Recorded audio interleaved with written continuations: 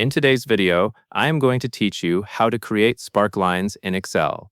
Sparklines are small charts that you can place right inside a worksheet cell range. They help you visualize trends without taking up a lot of space.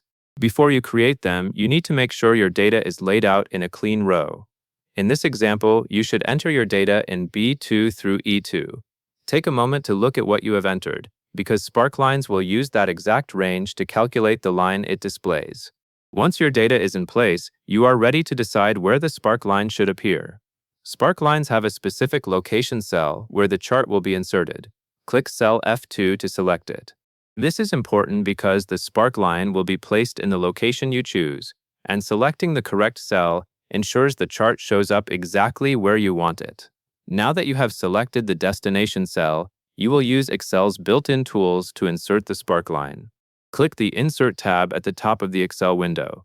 If you are not sure where the Insert tab is, look for it in the ribbon area, near the other tabs like Home and Formulas. Switching to the Insert tab is what gives you access to the Sparklines feature. After you click the Insert tab, you should look for the Sparklines section in the ribbon. Find Sparklines, and then you will choose the type of sparkline that matches the way you want to display your data.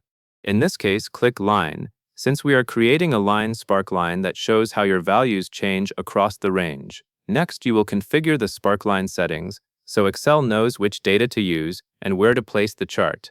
You will see a dialog box that includes fields for a data range and a location range. In the data range field, enter B2, E2. This tells Excel to use the values from the cells you entered earlier, from B2 all the way through E2. Take a moment to double-check that the range matches your dataset, because using the wrong range is the most common reason sparklines do not appear as expected. Now you will set the placement so the sparkline shows up in the correct cell.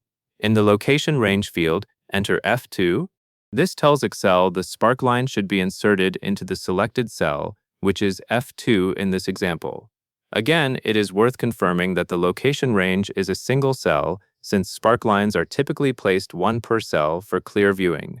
After you fill in the data range and location range, click OK. This final confirmation is what tells Excel to generate the sparkline and display it directly inside your worksheet cell. Once you click OK, you should see a line sparkline appear in cell F2.